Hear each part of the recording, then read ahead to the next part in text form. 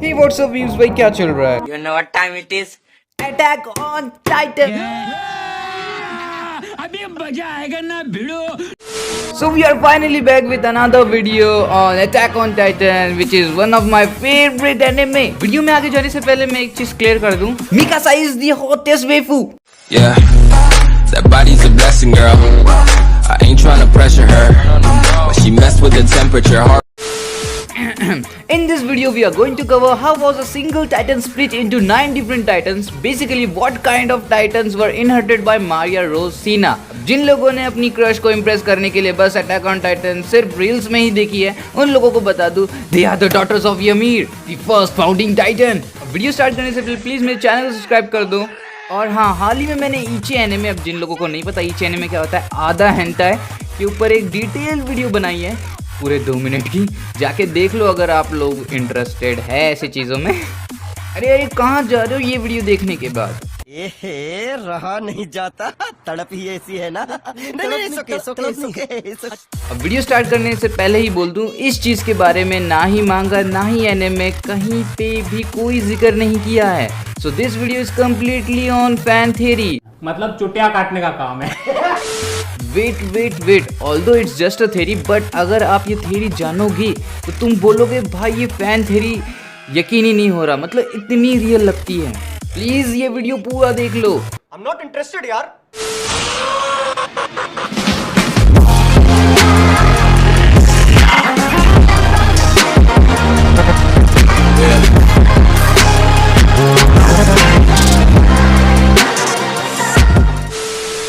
अब ये सब जानने से पहले हमको पास्ट में जाना होगा, जब ymir एक इनोसेंट गर्ल थी. इनफैक्ट अगर आपने मांगा या एनिमे पढ़ा होगा तो आपको पता होगा कि जो पिग था उसे ymir भगाती है. पर क्या हमें वो सीन दिखाया? Absolutely not. We don't have any proof. In fact ये अपने आप में एक मिस्ट्री है कि वो पिग कैसे भागा, जहाँ तक मेरे को लगता है.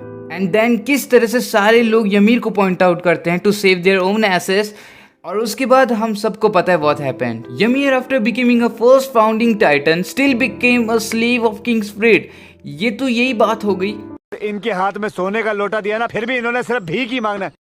Was just a joke. मुझे पता है उसका नेचर वैसा नहीं था. बट एक दिन एक आदमी somehow manages to sneak in to kill King Fritz.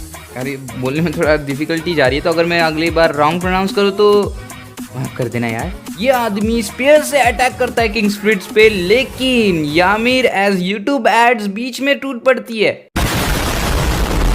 And as we know titan shifters के पास एक एबिलिटी रहती है कि चाहे कितनी गहरी चोट क्यों ना हो, वो अपने आप को बड़े आराम से हील कर सकते हैं.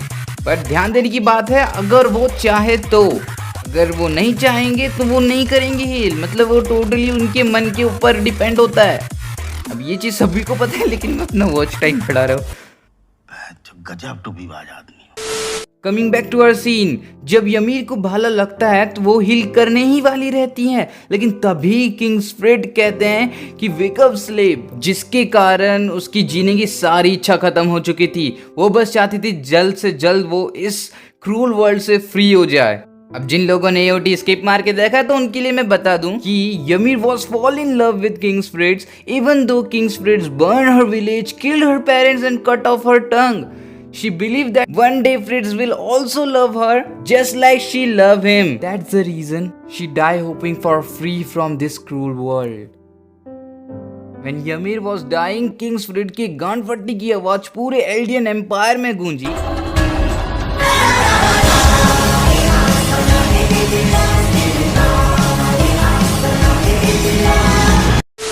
फ्रिट्ज बोले अब तक तो सारे लोग यूनाइट हो गए होंगे मेरी मारने के लिए, और बिना टाइटन पावर्स के मेरे तो एल लग गए. Then he decides to feed Ymir's body to her daughters so that the Titan's power be safe.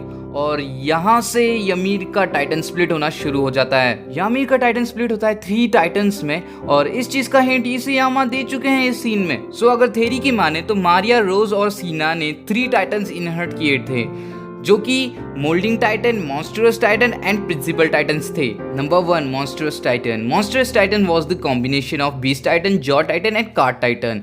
और ये बेसिकली एनिमल्स एंड ह्यूमंस के हाइब्रिड, या यूं कहूँ समवॉट सेंटोस के तरह पर जरूरी नहीं है कि आधे घोड़े ही रहे, मतलब कुछ भी हो सकते हैं, टोटली डिपेंड्स ऑन शिफ्टर।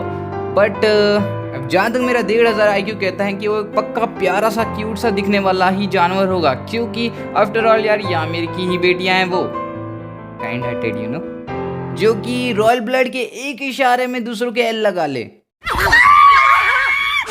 और बात करें इसके पावर्स की, तो इसके पास एक शार्प क्लॉज एंड टीथ के साथ साथ किसी हार्ड बड़े आर्म के साथ काट, क्या लिखा है मैंने टेक्निकल एरर। अब बात करें इसके पावर्स की, तो इसके पास थे काफी sharp claws as well as teeth, जो कि किसी भी हार्ड ऑब्जेक्ट को बड़े आराम के साथ तोड़ या फोड़ या फिर काट सकता है। एंड इसकी स्पीड में भी बाकी दोनों टाइटन से ज्यादा ही होगी। And cart titan as well as beast titan की पावर मत भूलना। तो कुल मिला के ये एक डेडली बीस्ट है। आफ्टर ऑल ये जॉ बीस्ट कार्ड टाइटन का थ्रीसम।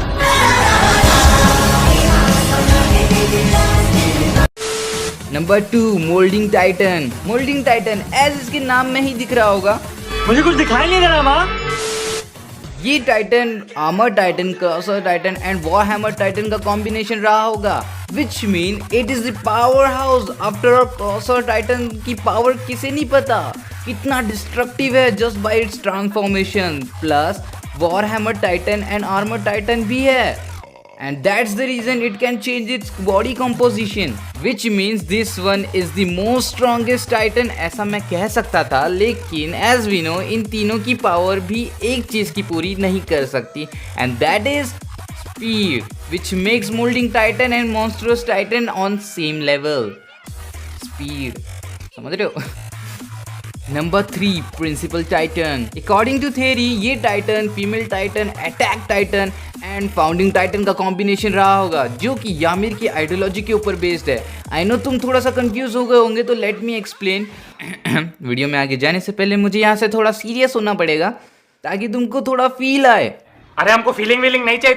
हर इंसान के पास अपने कुछ प्रिंसिपल्स होते हैं।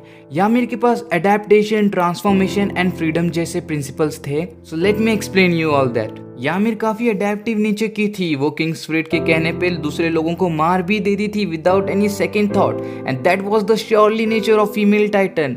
मतलब यामिर के ये प्रिंसिपल स्प्लिट होके फॉर्म किया फीमेल टाइटन, क्योंकि एज वी नो एनी किस तरह से स्काउट को ब्रूटली मारती है विदाउट हेजिटेशन, लेकिन वी ऑल नो दैट वो अंदर ही अंदर कितना रिग्रेट करती है उस चीज को लेके।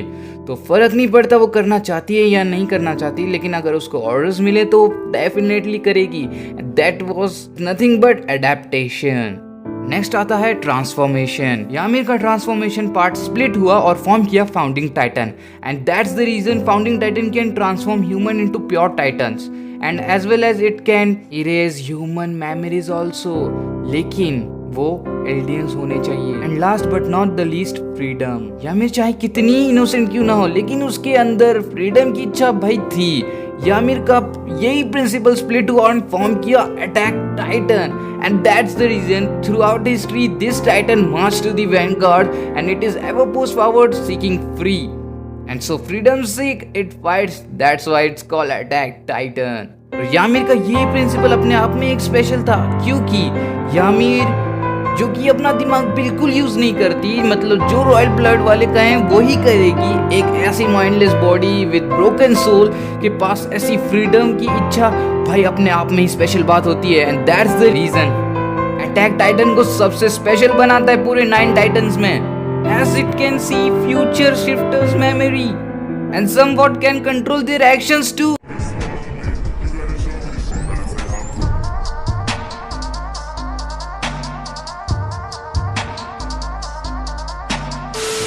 आफ्टर ऑल इसमें कोई शक नहीं है कि ये अटैक ऑन टाइटन का पूरा सिनेरियो चेंज करने वाला अटैक टाइटन था। तो होप सभी को ये वीडियो पसंद आई होगी। अगर वीडियो पसंद आई तो make sure you hit red subscribe button, please do share, and अगर आपको सही में वीडियो पसंद आया तो लाइक करो यार। और मुझे पता है इतनी मेहनत करने के बावजूद इस वीडियो पे ऊपर 10 से ज़्यादा व्यूज़ नहीं आ रहे। नहीं, मैं तुमको इमोशनल ब्लैकमेल नहीं कर रहा। सब्सक्राइब कर दो यार। नाउ बाय दैट्स इट, सायोनारा। क्या रे भिकमंगिया, क्या देख रहा है?